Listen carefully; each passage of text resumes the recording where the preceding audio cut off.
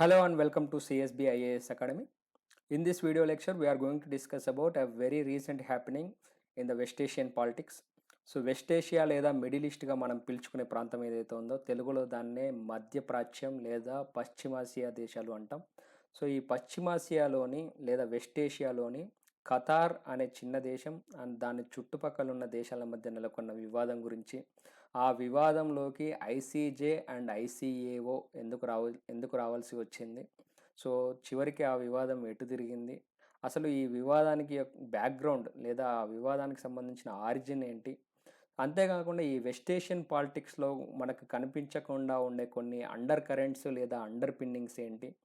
So దీనితో పాటు United నేషన్స్కి సంబంధించిన ఒక ఆర్గనైజేషనల్ ఫ్రేమ్వర్క్ను కూడా మనం చివరిలో చూద్దాం. సో యునైటెడ్ నేషన్స్కి సంబంధించిన అంశాలు మనకి ప్రిలిమ్స్లో కానీ మెయిన్స్లో కానీ చాలా important. Okay, so let start with this map. ఈ మ్యాప్ని కనుక మీరు అబ్జర్వ్ చేస్తే పర్షియన్ గల్ఫ్ దాని చుట్టుపక్కల ఉన్న దేశాలకు సంబంధించిన మ్యాప్ ఇది. ఓకే, సో పర్షియన్ గల్ఫ్ ఏదైతే ఉందో it is known for vast reserves of crude and natural gas. So ఈ పర్షియన్ గల్ఫ్ ప్రాంతం సహజ వాయు నిక్షేపాలకి, చమురు నిక్షేపాలకు పెట్టింది పేరు లేదా ప్రసిద్ధి చెందింది.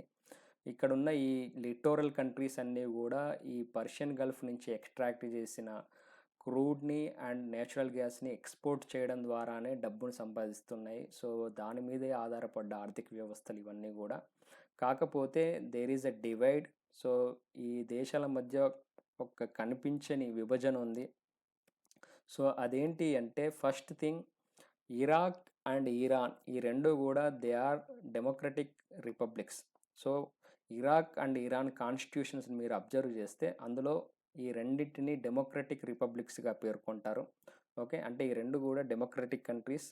So parliamentary form of governance ఉంటుంది. సో ప్రెసిడెంటు, ప్రైమ్ మినిస్టర్ ఇలాంటి వ్యవస్థలు ఉంటాయి. అండ్ రిపబ్లిక్ అంటే పాలకుడు ఎవరైతే ఉంటారో ఆయన వంశపారపర్యంగా రాకుండా ప్రజల చేత ఎన్నుకోబడతాడు. సో అది వీటి యొక్క పార్టీ యొక్క లక్షణం. అయితే ఈ లైన్కి కింద ఉన్న దేశాలు ఏవైతే ఉన్నాయో Kuwait, Bahrain, Qatar, UAE, Oman, Saudi Arabia ఇవన్నీ కూడా దే ఆర్ మోనార్కీస్. సో అవన్నీ కూడా రాజరికం నడుస్తున్న దేశాలు ఇప్పటికీ కూడా. ఓకే, అందులోనూ ఈ లైన్కి కింద ఉన్న దేశాలు అంటే గల్ఫ్ కౌన్సిల్ పర్షియన్ గల్ఫ్ చుట్టూ ఉన్న దేశాలు, కాకపోతే పర్షియన్ గల్ఫ్కి కింది వైపున ఉన్న దేశాలు ఏవైతే ఉన్నాయో సో వాటిని గల్ఫ్ కోఆపరేషన్ కౌన్సిల్ అంటాం. సో ఈ గల్ఫ్ కోఆపరేషన్ కౌన్సిల్గా ఏర్పడ్డాయి ఈ దేశాలన్నీ కలిసి. అందులో 6 దేశాలు ఉన్నాయి: United Arab Emirates, Saudi Arabia, Bahrain, Oman, Kuwait and Qatar. Okay, so మీరు గమనిస్తే ఇవన్నీ కూడా Kuwait, Bahrain, Qatar, UAE, Oman and Saudi Arabia ఈ 6 దేశాలు కూడా గల్ఫ్ కోఆపరేషన్ కౌన్సిల్గా ఏర్పడ్డాయి. అండ్ ఇంకొక కామన్ ఫీచర్ ఏంటి అంటే ఇవన్నీ కూడా ఈ పర్షియన్ గల్ఫ్ చుట్టూ ఉన్న దేశాలన్నీ కూడా ఇస్లామిక్ కంట్రీస్. ఓకే, సో అక్కడ వరకే ఆ కామనాలిటీ. కాకపోతే మళ్ళీ ఇందులో కూడా సెక్టేరియన్ డివిజన్ ఉంది. సో ఇందాక చెప్పుకున్నట్టు ఈ రెండు డెమోక్రటిక్ రిపబ్లిక్స్. అదే కాకుండా Iraq and Iran they are Shia Muslim majority population ఉన్న దేశాలు. ఓకే, సో షియా ముస్లింలు జనాభాలో అత్యధికంగా ఉన్న దేశాలు ఈ రెండు, ఇరాక్ అండ్ ఇరాన్. ఓకే, మీకు తెలుసు ఇస్లాంలో 2 ప్రధాన సెక్ట్స్, ఎస్ఈసిటి సెక్ట్ అంటాం, తెలుగులో అయితే శాఖలు లేదా తెగలు అంటాం. సో ఇస్లాంలో 2 ప్రధాన శాఖలు ఉన్నాయి లేదా 2 ప్రధాన బ్రాంచెస్ ఉన్నాయి ఒక రకంగా. సో అవేంటి అంటే Sunni and Shia, Sunni sect and Shia sect. So Muhammad ప్రవక్త, ప్రొఫెట్ మహమ్మద్ అంటాం కదా, సో ఆయన మరణించిన తర్వాత ఇస్లాంలో ఒక చీలిక వచ్చింది. సో ఈ ఇస్లాం మతానికి లేదా మహమ్మద్ ప్రవక్త వారసుడిగా ఎవరు ఉండాలి అనే దాని పట్ల వచ్చిన విభజన అది. సో కొంతమంది అబూబకర్ని సపోర్ట్ చేశారు. సో ఆ అబూబకర్ని సపోర్ట్ చేసిన వాళ్ళందరినీ సున్నీస్ అంటాం. కొంతమంది అలీని సపోర్ట్ చేశారు, వాళ్ళందరినీ షియాస్ అంటాం. సో అలా AD 630 దాదాపు అంటే 7th సెంచరీ మొదట్లో సంభవించిన ఈ చీలిక అనేది ఆ తర్వాత విద్వేషాలుగా మారింది. ఇప్పటికీ మనం సెక్టేరియన్ వైలెన్స్కి సంబంధించిన న్యూస్ వింటూ ఉంటాం ఈ ప్రాంతంలో. అంటే ఒక తెగకు సంబంధించిన వాళ్ళు ఇంకొక తెగ మీద దాడులు జరపడం, ఆ కారణంగా హింస చెలరేగడం అనేది మనం చూస్తూనే ఉన్నాం. లెబనాన్లో కానీ, ఆఫ్ఘనిస్తాన్లో కానీ, పాకిస్తాన్లో కానీ ఇలాంటి గొడవలు జరుగుతూనే ఉంటాయి. సో ఆ రకంగా there is a sectarian division. Okay. So polity పరంగా డివిజన్ ఉంది, సెక్టేరియన్ డివిజన్ ఉంది.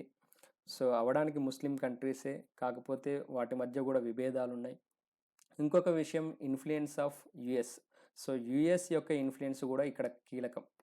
ఓకే. ఈ ప్రాంతంలో యుఎస్ యొక్క ప్రభావం లేదా అమెరికా యొక్క పెత్తనం లేదా అమెరికా యొక్క ప్రాబల్యం అనేది కూడా ఇంపార్టెంట్.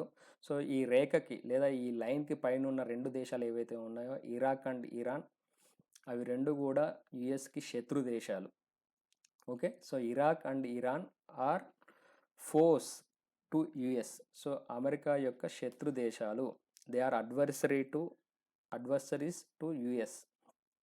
కాకపోతే ఈ కింద ఉన్న దేశాలు సౌదీ అరేబియా అండ్ దాని చుట్టుపక్కల ఉన్న దేశాలు ఏవైతే ఉన్నాయో they are friends to US. So అమెరికాకి ఇవి మిత్ర దేశాలు. ఓకే.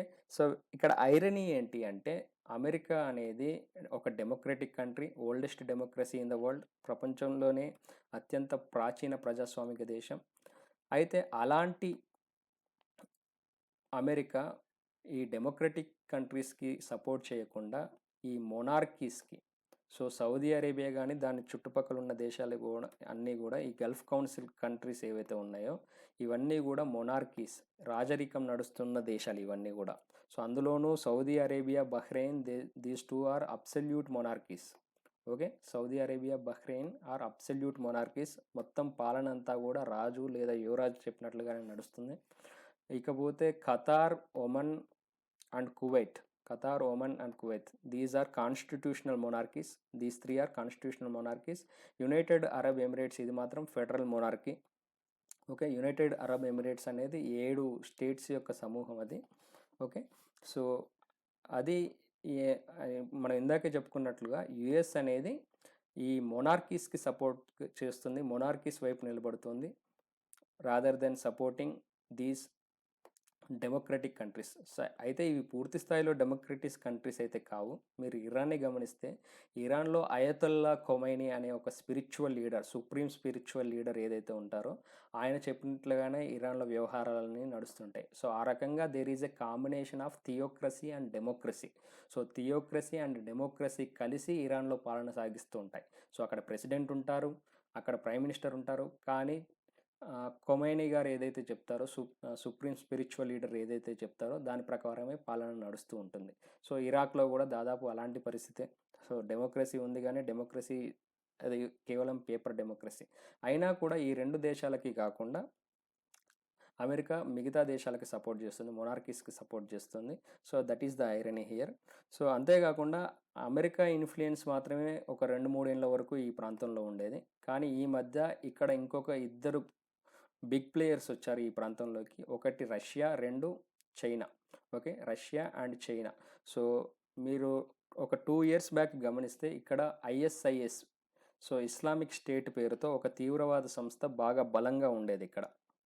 ఓకే. ఒక ఇస్లామిక్ క్యాలిఫేట్ని ఏర్పాటు చేయాలన్న లక్ష్యంతో దాడులకు పాల్పడుతూ ఉండేది ఇక్కడ ఇస్లామిక్ స్టేట్. ఈ ఇస్లామిక్ స్టేట్ని తుదముట్టించాలనేది లేదా ఈ ఇస్లామిక్ స్టేట్ని వైప్అవుట్ చేయడానికి అని చెప్పేసి రష్యా ఈ ప్రాంతంలోకి ఎంటర్ అయింది. రష్యా యొక్క తన మిలిటరీని, తన ఎయిర్ క్రాఫ్ట్ని ఈ ప్రాంతంలోకి తీసుకురావడం జరిగింది. సో అలా ప్రవేశించిన రష్యా ఆ తర్వాత ఈ వెస్ట్ ఏషియన్ పాలిటిక్స్లో తన యొక్క ఇన్ఫ్లుయెన్స్ పెంచుకోవడం స్టార్ట్ చేసింది. ఓకే. సో ఆ రకంగా రష్యా కూడా now it has become a major player in this area. So US కాస్త రష్యాకి చోటిచ్చింది ఆ తర్వాత. నెక్స్ట్ ఈ మధ్య చైనా కూడా it is making ventures into this area or it is making inroads into this area. మీరు గమనిస్తే 2 డేస్ బ్యాక్ ఇరాన్తో దాదాపు $400 billion సంబంధించిన ఒక స్ట్రాటజిక్ ఇన్వెస్ట్మెంట్ డీల్ ఏదైతే ఉందో దానికి సంబంధించిన నెగోషియేషన్స్, డెలిబరేషన్స్ జరుగుతున్నాయి. సో రానున్న 10 ఏళ్ల కాలంలో ఇరాన్లో ఇన్ఫ్రాస్ట్రక్చర్ డెవలప్మెంట్ కోసం $400 బిలియన్ ఖర్చు పెట్టబోతున్నట్టు చైనా చెప్పింది. సో అలా ఇరాన్లో ప్రవేశిస్తే ఆ తర్వాత ఇరాన్ గేట్వేగా భావిస్తే తర్వాత వెస్ట్ ఏషియాలో కూడా దాని ఇన్ఫ్లుయెన్స్ని పెంచుకునే అవకాశం ఉంటుంది. అండ్ మోర్ ఓవర్ మనం చూసినట్లయితే ఇరాన్ అనేది it is adversary to US. So అందుకని చెప్పేసి China is taking sides with Iran. So Iran వైపు ఉంటుంది.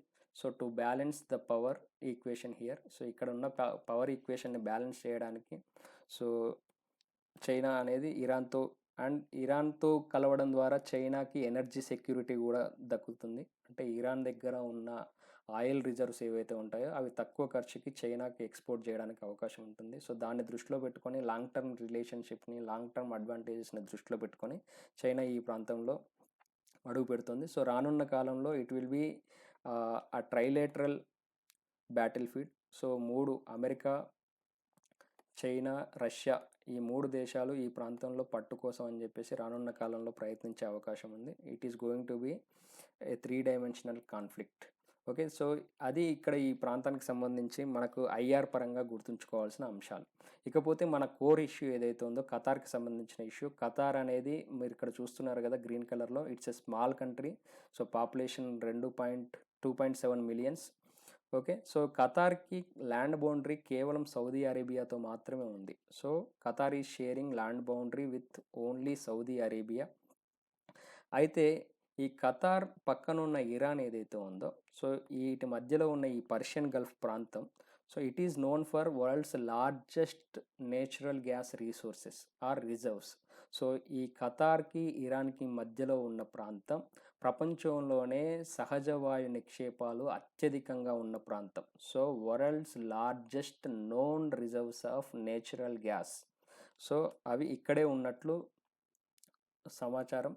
సో ఆ రకంగా ఈ 2 దేశాలు Qatar and Iran they are sharing this region. So ఈ ప్రాంతాన్ని పంచుకుంటున్న దేశాలు, అందుకని there are closer ties with between these 2 countries. ఈ 2 దేశాల మధ్య సన్నిహిత సుహృద్భావ సంబంధాలు ఉన్నాయి. అయితే ఈ అంశం సహజంగానే మిగతా గల్ఫ్ కౌన్సిల్ కంట్రీస్కి నచ్చదు. సో ఇరాన్తో సన్నిహిత సంబంధాలు ఉండడం, ఇరాన్తో పాజిటివ్ రిలేషన్స్ ఉండడం అనేది మిగతా దేశాలకు నచ్చదు. So that is the first factor, proximity with Iran. So ఇరాన్తో సన్నిహిత సంబంధాలు అనేది ఫస్ట్ ఫ్యాక్టర్. రెండో విషయం, there are allegations that Qatar is providing safe haven to extremist Islam organisations.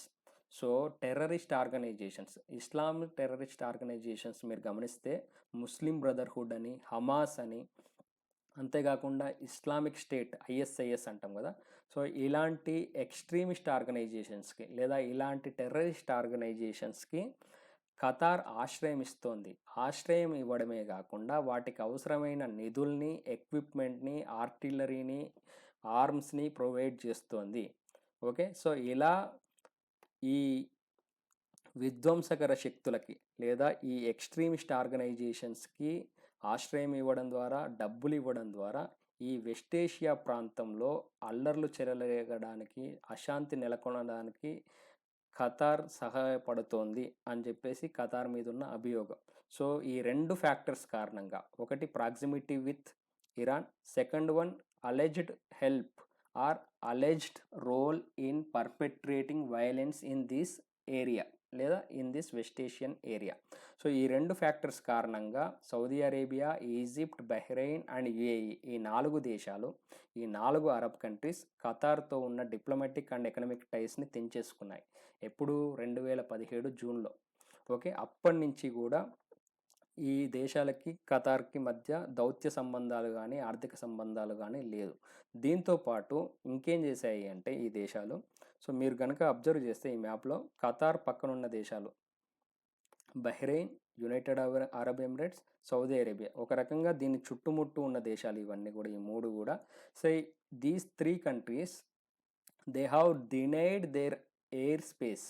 So వాటి యొక్క గగనతలాన్ని, సో వాటి యొక్క ఎయిర్ స్పేస్ని ఖతార్ ఎయిర్లైన్స్కి సంబంధించిన విమానాలకి డినై చేశాయి.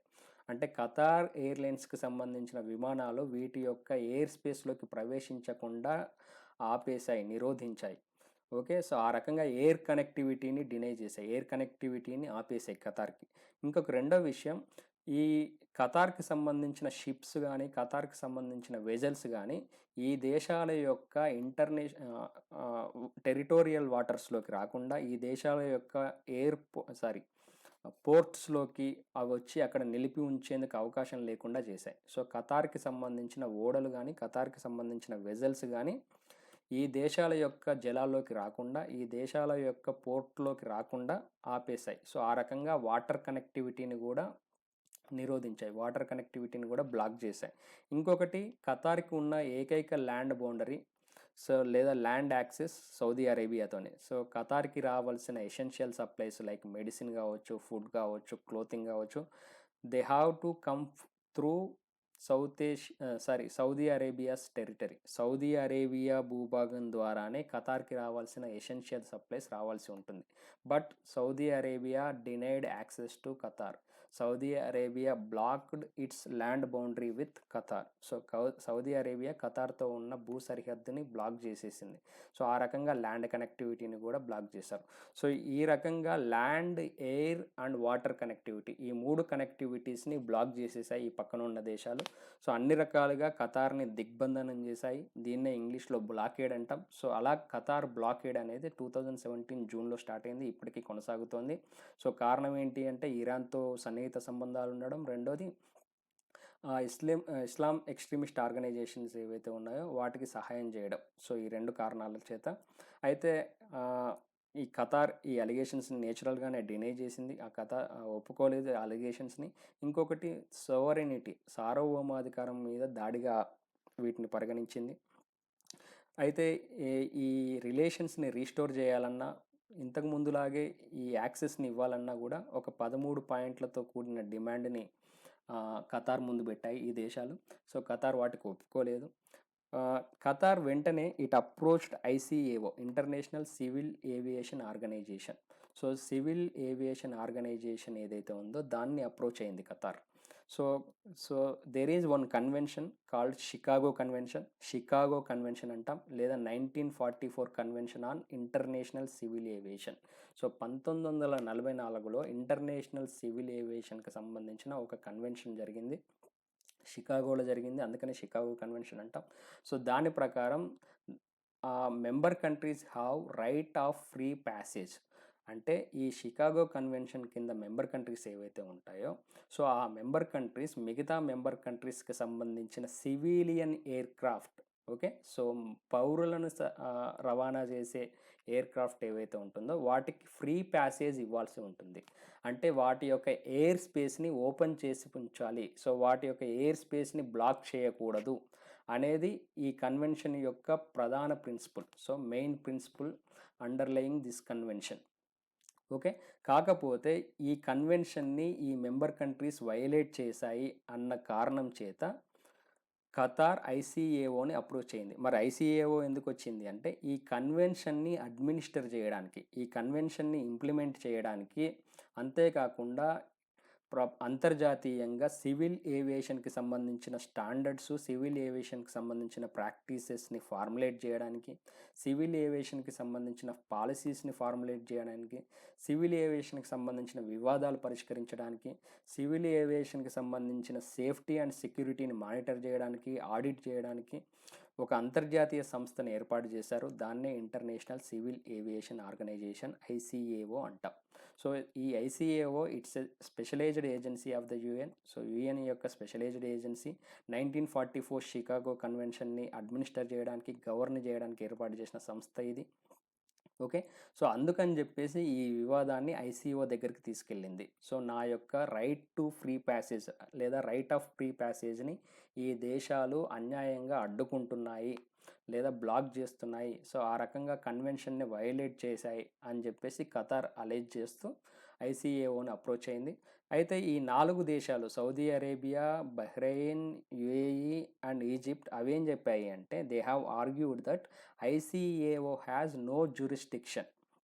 సో ఈ అంశంలో ఐసీఏఓకి జ్యూరిస్డిక్షన్ లేదు. ఎందుకంటే the core issue is more than civil aviation. Civil aviation మాత్రమే ఇక్కడ ఇష్యూ కాదు, ఇక్కడ డిస్ప్యూట్ కాదు, అంతకు మించిన డిస్ప్యూట్ ఉంది ఇక్కడ. ఏంటి అంటే ఈ ప్రాంతంలో ఇన్స్టెబిలిటీకి, ఈ ప్రాంతంలో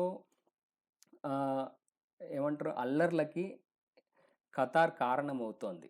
ఓకే, ఈ ప్రాంతంలో ఉన్న ట్రాంక్విలిటీని నష్టం చేస్తూ ఖతార్ వ్యవహరిస్తోంది. సో అందుకని చెప్పేసి there is a larger question of instability in this region, there is a larger question of perpetrating violence in this region.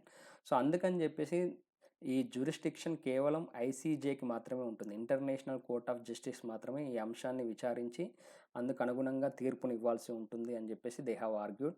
But international civil aviation మాత్రం 2018లో నాకు ఈ అంశం మీద జ్యూరిస్డిక్షన్ ఉంది, సో మిగతా అంశాల పట్ల నాకు సంబంధం లేదు, కాకపోతే షికాగో కన్వెన్షన్ కింద రైట్స్ ఆఫ్ ఫ్రీ ప్యాసేజ్ని అడ్డుకోవడానికి లేదు. ఓకే, సో అందుకని చెప్పేసి ఈ అంశం మీద విచారించడానికి అవసరమైన మార్గదర్శకాలు ఇవ్వడానికి నాకు అధికారం ఉంది అని చెప్పేసి ఐసీఏఓ చెప్పింది. ఐసీఏఓ యొక్క స్టాండ్ మీద ఐసీజేకి అప్పీల్కి వెళ్ళాయి ఈ 4 దేశాలు కలిసి. ఓకే, సో అయితే ఐసీజే కూడా ఐసీఏఓ స్టాండ్నే సపోర్ట్ చేశాయి. ఓకే, సో ఐసీఏఓ యొక్క జ్యూరిస్డిక్షన్ని ఎండార్స్ చేసింది ఐసీజే. ఓకే, ఈ అంశాన్ని ఐసీఏఓ విచారించవచ్చు, అవసరమైన వర్డిక్ట్ని, అవసరమైన గైడ్లైన్స్ని ఇవ్వచ్చు అని చెప్పేసి ఐసీజే చెప్పింది. Okay, so that is the dispute and that is the role of ICAO and ICJ. So ఇందాకే మనం ఐసీఏఓ యొక్క విశేషాలు చూసాం. సో యుఎన్ స్పెషలైజ్డ్ ఏజెన్సీ అని చెప్పేసి షికాగో కన్వెన్షన్ని మేనేజ్ చేయడానికి, షికాగో కన్వెన్షన్ని ఇంప్లిమెంట్ చేయడానికి ఏర్పాటు చేసిన సంస్థ. సో ప్రపంచవ్యాప్తంగా సివిల్ ఏవియేషన్కి సంబంధించిన పాలసీస్, స్టాండర్డ్స్ని ఫార్ములేట్ చేసే సంస్థ, వాటిని ఇంప్లిమెంట్ చేసే సంస్థ. ఇకపోతే రెండోది ICJ, international Court of justice. ICJ అంటాం, దీన్నే వరల్డ్ కోర్ట్ అని కూడా అంటాం. సో ఐక్యరాజ్య సమితి లేదా యునైటెడ్ నేషన్స్కి సంబంధించిన 6 ప్రిన్సిపల్ ఆర్గాన్స్, 6 ప్రిన్సిపల్ ఆర్గాన్స్ ఉన్నాయి కదా, అందులో judicial principal organ. Okay, so judicial principal organ ఏదైతే ఉందో అదే ఐసీజే. ఓకే, సో 1945లో యుఎన్ చార్టర్ ఆధారంగా ఏర్పడిన సంస్థ ఇది, ఇంటర్నేషనల్ కోర్ట్ ఆఫ్ జస్టిస్ అనేది. సో దీని యొక్క హెడ్ క్వార్టర్స్ హేగ్, నెదర్లాండ్స్లోని ది హేగ్ నగరంలో ఉంది. అయితే ఈ 6 ప్రిన్సిపల్ ఆర్గాన్స్ ఏవైతే ఉన్నాయో యునైటెడ్ నేషన్స్కి సంబంధించినవి, అందులో 5 యొక్క హెడ్ క్వార్టర్స్ న్యూయార్క్లో ఉన్నాయి, యుఎస్ఏలో. కాకపోతే కేవలం ఐసీజేకి సంబంధించిన హెడ్ క్వార్టర్స్ మాత్రమే నెదర్లాండ్స్లో ఉన్నాయి. అయితే ఐసీజే జ్యూరిస్డిక్షన్ పట్ల మనకు అవగాహన ఉండాలి. ఏ అంశాల పట్ల ఐసీజే విచారణ జరుపుతుంది, ఏ అంశాల పట్ల ఐసీజేకి అధికార పరిధి ఉంది. సో ఒకటి కంటెన్షియస్ కేసెస్ అంటాం, రెండోది అడ్వైజరీ జ్యూరిస్డిక్షన్ అంటాం. సో దేశాల మధ్య మెంబర్ కంట్రీస్, ఐక్యరాజ్య సమితికి సంబంధించిన మెంబర్ కంట్రీస్ ఏవైతే ఉన్నాయో, ఇప్పుడు ప్రస్తుతం 193 మెంబర్ కంట్రీస్ ఉన్నాయి.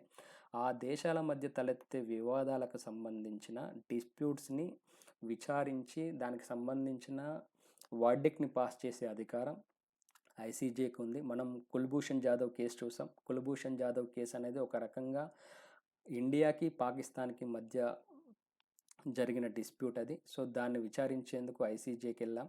సో ఐసీజేలో తీర్పు మనకు అనుకూలంగా వచ్చింది. సో కుల్భూషణ్ జాదవ్కి కాన్సులర్ యాక్సెస్ ఇవ్వాలని చెప్పేసి, వియన్నా కన్వెన్షన్ని పాటించాలి అని చెప్పేసి ఐసీజే వర్డిక్ట్ ఇచ్చింది.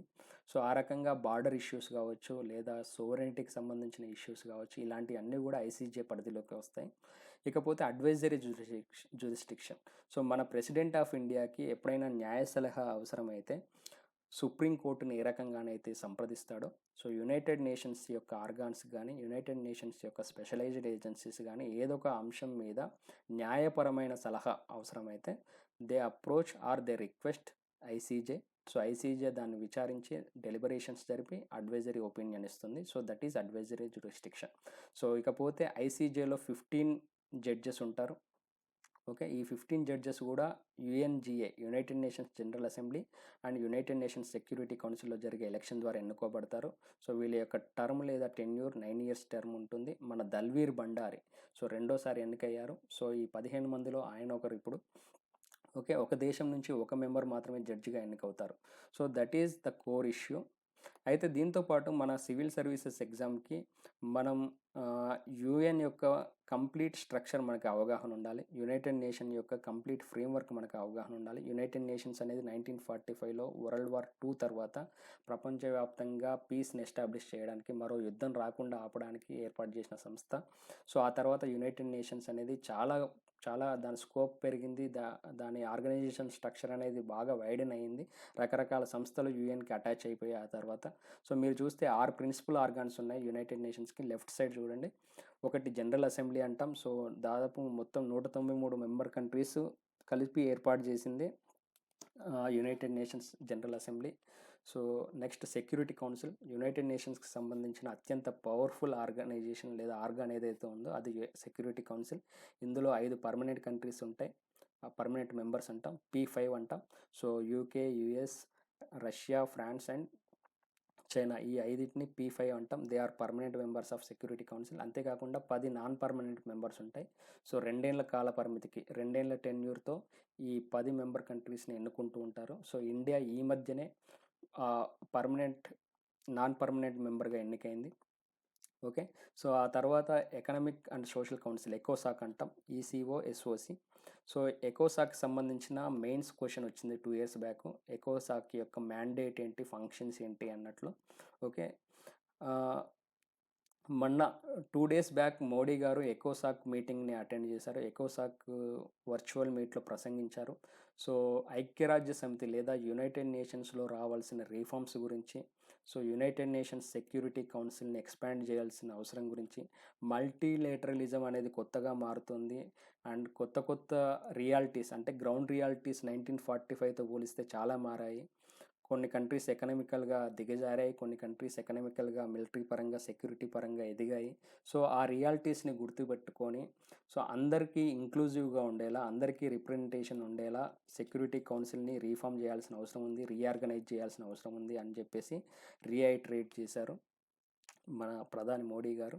నెక్స్ట్ సెక్రటేరియట్ అంటాం. సెక్రటేరియట్ అనేది ఒక రకంగా యుఎన్కి సంబంధించిన కార్యకలాపాలన్నీ ఈ సెక్రటేరియట్ నుంచే జరుగుతూ ఉంటాయి. ఆ తర్వాత ఇది International Court of Justice. So ఇందాక చూసాం judicial organ of UN. Next Trusteeship Council. యాక్చువల్గా ట్రస్టీషిప్ కౌన్సిల్ అనేది 1994 తర్వాత it has become dormant or ఒక రకంగా దీనికి పని లేకుండా పోయింది. So vestigial organ of UN అంటాం దీన్ని. సో అవశేష అవయవం. సో యుఎన్లో ఏ పని లేకుండా ఉన్న కౌన్సిల్ ఇది. సో దీన్ని కూడా డిస్బ్యాండ్ చేయాల్సిన అవసరం ఉంది. నెక్స్ట్ మనం గుర్తుపెట్టుకోవాల్సిన ఇంకొన్ని అంశాలు ఏంటి అంటే ఫండ్స్ అండ్ ప్రోగ్రామ్స్. ఈ ఫండ్స్ అండ్ ప్రోగ్రామ్స్లో UNDP, United Nations Development Programme అంటాం. సో మనం హ్యూమన్ డెవలప్మెంట్ రిపోర్ట్ పేరుతో ప్రతి సంవత్సరం హ్యూమన్ డెవలప్మెంట్ ఇండెక్స్ గురించి చదువుతూ ఉంటాం. సో దాన్ని పబ్లిష్ చేస్తే UNDP. Next United Nations Environment Programme. So United నేషన్స్కి సంబంధించిన ఎన్విరాన్మెంటల్ యాక్టివిటీస్ అన్నీ కూడా ఇదే చూస్తూ ఉంటుంది. లైక్ మనం emission gap report, next global environment outlook పేరుతో రిపోర్ట్స్ని పబ్లిష్ చేస్తూ ఉంటుంది. United Nations Population Fund, so population related ఆస్పెక్ట్స్ని మానిటర్ చేస్తుంది. Habitat, UNICEF, World Food Programme, ఇవన్నీ కూడా ఇంపార్టెంట్. వీటికి సంబంధించిన కనీసం మ్యాండేట్ మనకు తెలియాలి. సో అవి పబ్లిష్ చేసే రిపోర్ట్ల పట్ల కూడా అవగాహన ఉండాలి. Next United nations conference on trade and development, ప్రతి సంవత్సరం వరల్డ్ ఇన్వెస్ట్మెంట్ రిపోర్ట్ అని చెప్పేసి, సో ప్రపంచ దేశాల మధ్య FDIs అండ్ FIIs ఏ రకంగా ఇన్ఫ్లో అవుతున్నాయి, ఏ రకంగా అవుట్ఫ్లో అండ్ ఇన్ఫ్లో జరుగుతున్నాయి అని చెప్పేసి, so the flows of FDIs and FIIs among member countries or, ప్రపంచ దేశాల మధ్య వాటి యొక్క ఫ్లోని మానిటర్ చేస్తూ వరల్డ్ ఇన్వెస్ట్మెంట్ రిపోర్ట్ పేరుతో ప్రతి సంవత్సరం ఒక రిపోర్ట్ని రిలీజ్ చేస్తూ ఉంటుంది. సో ఆ తర్వాత మనకి రిలేటెడ్ ఆర్గనైజేషన్స్ కూడా చాలా important. CTBTO, comprehensive test ban treaty అంటాం, దానికి సంబంధించిన commission. Next international atomic energy agency. So మనకు న్యూక్లియర్ ఎనర్జీ లేదా న్యూక్లియర్ ప్రోగ్రామ్ అనేది సివిల్ న్యూక్లియర్ ప్రోగ్రామ్గా ఉండాలి. సో అటామిక్ ఎనర్జీని కేవలం శాంతియుత ప్రయోజనాలకే వాడాలి, పీస్ఫుల్ యాక్టివిటీస్ కోసమే వాడాలి. Like energy generation, so nuclear energy generation కోసం కానీ, ఎలక్ట్రిసిటీ జనరేషన్ కోసం కానీ, మెడికల్ ఐసోటోపులను తయారు చేయడం కోసం కానీ, ఇలాంటి వాటికే వాడాలి కానీ న్యూక్లియర్ వార్ హెడ్స్కు తయారు చేయడానికి వాడకూడదు. సో అందుకని చెప్పేసి ఈ ఆస్పెక్ట్ని అబ్జర్వ్ చేయడానికి లేదా మానిటర్ చేయడానికి ఏర్పాటు చేసిన సంస్థనే IAEA, international atomic energy agency. Next ICC, international criminal court, ఇది కూడా ఇంపార్టెంట్ యాక్చువల్గా. సో మనం ఇందాక చూసామే ICJ, అదేమో UN యొక్క ప్రిన్సిపల్ ఆర్గాన్. బట్ ICC అనేది రోమ్ స్టాట్యూట్ కింద ఏర్పాటు చేసిన సంస్థ. రోమ్ స్టాట్యూట్ ఆధారంగా ఏర్పాటు చేసిన సంస్థ. సో రోమ్ స్టాట్యూట్ యొక్క మెంబర్ కంట్రీస్ ఏవైతే ఉంటాయో లేదా రోమ్ స్టాట్యూట్ మీద సంతకం చేసిన దేశాలు ఏవైతే ఉంటాయో the parties to Rome statutes they are the members of ICC. So India is not a member of ICC. India is not a member of ICC. India is not a party to Rome statute. ఈ మాట గుర్తుపెట్టుకోండి. So criminal court అన్నాం. So criminal issues like genocide, war, ethnic conflicts ఇలాంటివన్నీ కూడా ఈ court పరిధిలోకి వస్తాయి. So అంటే ఒక దేశంలో అంతర్యుద్ధం కారణంగా కానీ లేదా జినోసైడ్ అంటే సామూహిక హత్యలు, సామూహిక హననాలు అంటాం కదా. సో అలాంటి అంశాలన్నీ కూడా ఈ ఐసీసీ పరిధిలోకి వస్తాయి. Next International Organisation for Migration. Next International Seabed Authority, ఇది కూడా ఇంపార్టెంట్. వరల్డ్ ట్రేడ్ ఆర్గనైజేషన్, ప్రపంచ దేశాల మధ్య జరిగే ట్రేడ్ అనేది, ఇంటర్నేషనల్ ట్రేడ్ అనేది ఎలాంటి ఒత్తిళ్ళకి ఎలాంటి రెస్ట్రిక్షన్స్కి గురి కాకుండా చూసేందుకు వరల్డ్ ట్రేడ్ ఆర్గనైజేషన్ ఏర్పాటు చేసుకున్నాం. నెక్స్ట్ స్పెషలైజ్డ్ ఏజెన్సీస్, ఇవన్నీ కూడా important. FAO, food and agriculture organisation, ఈ మధ్యనే status on food security and nutrition పేరుతో ఒక రిపోర్ట్ రిలీజ్ అయింది. సో ప్రపంచవ్యాప్తంగా మాల్ న్యూట్రిషన్ పొజిషన్ ఏంటి, స్టంటింగ్ పొజిషన్ ఏంటి, అంతేకాకుండా అనెమిక్ పాపులేషన్ పొజిషన్ ఏంటి, ఇలాంటివన్నీ కూడా ఆ రిపోర్ట్లో ఉంటాయి. ఆ ట్రెండ్స్ అన్ని గుర్తుపెట్టుకోవడానికి ట్రై చేయండి. Next international civil aviation agency, ఇప్పుడే చూసాం మనం. నెక్స్ట్ యునెస్కో, చాలా ఇంపార్టెంట్. యునెస్కో రిపోర్ట్స్ చాలా important. UNESCO world heritage sites and UNESCO తీసుకున్న ప్రోగ్రామ్స్ చాలా important. Next World Health Organisation, ఈ మధ్య చాలా వింటున్నాం వరల్డ్ హెల్త్ ఆర్గనైజేషన్, అండ్ ఈసారి ప్రిలిమ్స్లో కానీ మెయిన్స్లో కానీ దీనికి సంబంధించిన క్వశ్చన్ వచ్చే అవకాశం ఉంది. సో కోవిడ్-19 మహమ్మారి తర్వాత వరల్డ్ హెల్త్ ఆర్గనైజేషన్ చాలా విజిబుల్గా మారింది, కొన్నిసార్లు కాంట్రవర్సీస్ కూడా క్రియేట్ చేసింది. Next world bank group. World Bank గ్రూప్లో నిజానికి 5 దేశాలు ఉన్నాయి, 5 ఆర్గనైజేషన్స్ లేదా 5 ఇన్స్టిట్యూషన్స్ ఉన్నాయి. ఐఎమ్ సారీ, వరల్డ్ బ్యాంక్ గ్రూప్లో 5 ఇన్స్టిట్యూషన్స్ ఉన్నాయి, ఐబిఆర్డి, ఐడిఏ అండ్ ఐఎఫ్సి. వీటితో పాటు ఇంకొక 2 ఇన్స్టిట్యూషన్స్, ఐసిఎస్ఐడి అంటాం, International Centre for Settlement of Investment Disputes. అంతేకాకుండా MIGA, MIGA, Multilateral Investment Guarantee Agency. ఈ 2 కూడా వరల్డ్ బ్యాంక్ గ్రూప్లో ఉన్న ఇంకొక 2 ఇన్స్టిట్యూషన్స్. బట్ వాటిని యుఎన్ యొక్క స్పెషలైజ్డ్ ఏజెన్సీస్గా గుర్తించారు. కేవలం ఈ 3 ఇన్స్టిట్యూషన్స్నే యుఎన్ యొక్క స్పెషలైజ్డ్ ఏజెన్సీస్గా గుర్తిస్తారు. ఇకపోతే యుఎన్డిఆర్ఆర్ అండ్ యుఎన్ఓడిసి, ఈ 2 కూడా important. UNDRR, United Nations Office for Disaster Risk Reduction. మీరు సెండాయ్ ఫ్రేమ్వర్క్ కన్వెన్షన్ గురించి వినే ఉంటారు. సో సెండాయ్ ఫ్రేమ్వర్క్ అనేది 2015 నుంచి 2030 మధ్య, సో ఈ 15 ఏళ్ల కాలానికి దేశాలు డిజాస్టర్ రిస్క్ రిడక్షన్ అంటే విపత్తుల యొక్క ప్రభావాన్ని తగ్గించడానికి ఏ చర్యలు చేపట్టాలి అనే దానికి ఒక ఫ్రేమ్వర్క్ని ఏర్పాటు చేసుకున్నాయి. దాన్నే సెండాయ్ ఫ్రేమ్వర్క్ అంటాం. సో ఆ సెండాయ్ ఫ్రేమ్వర్క్ యొక్క ఇంప్లిమెంటేషన్ని ఓవర్సీ చేసే సంస్థ UNDRR. Next United Nations Office on Drugs and Crime. So organised crime అంటాం. సో మామూలుగా హ్యూమన్ ట్రాఫికింగ్ కానీ, ఇలిసిట్ డ్రగ్ ట్రాఫికింగ్ కానీ, లేదా యానిమల్ ట్రాఫికింగ్ కానీ, వైల్డ్ లైఫ్ ట్రాఫికింగ్ అంటాం. సో నెక్స్ట్ కౌంటర్ఫీట్ నోట్స్ లేదా మనీ లాండరింగ్ అంటాం కదా. సో ఇలాంటి ఆర్గనైజ్డ్ క్రైమ్స్కి సంబంధించిన మానిటరింగ్ ఏజెన్సీ ఇది యుఎన్ఓడిసి. సో ఈ ప్రతి ఏడాది హ్యూమన్ ట్రాఫికింగ్కి సంబంధించి, డ్రగ్ అబ్యూస్ లేదా ఇలిసిట్ డ్రగ్ ట్రాఫికింగ్కి సంబంధించిన రిపోర్ట్ రిలీజ్ చేస్తూ ఉంటుంది. సో ఈ అంశాలకు సంబంధించిన క్వశ్చన్ మెయిన్స్లోగా మీకు వస్తే మీరు యుఎన్ఓడిసిని దాని యొక్క స్టాటిస్టిక్స్ని కోట్ చేయాల్సిన అవసరం ఉంటుంది. సో ఆ రకంగా ఈ ఓవరాల్ ఫ్రేమ్వర్క్ కనుక మనకి ఐడియా ఉంటే, సో దీన్ని మనం మైండ్లో పెట్టుకొని కొన్ని రిలేటెడ్ ఇష్యూస్ మనం ఎప్పటికప్పుడు రిఫ్రెష్ చేసుకుంటూ ఉండాలి. సో అప్పుడు మనకి యుఎన్కి సంబంధించిన అన్ని అంశాల పట్ల కనీస అవగాహన ఉంటుంది. మనకు ఉండాల్సింది కూడా minimum understanding about UN organs and its specialised agencies. So that's all. Thank you. Thanks for your patient listening.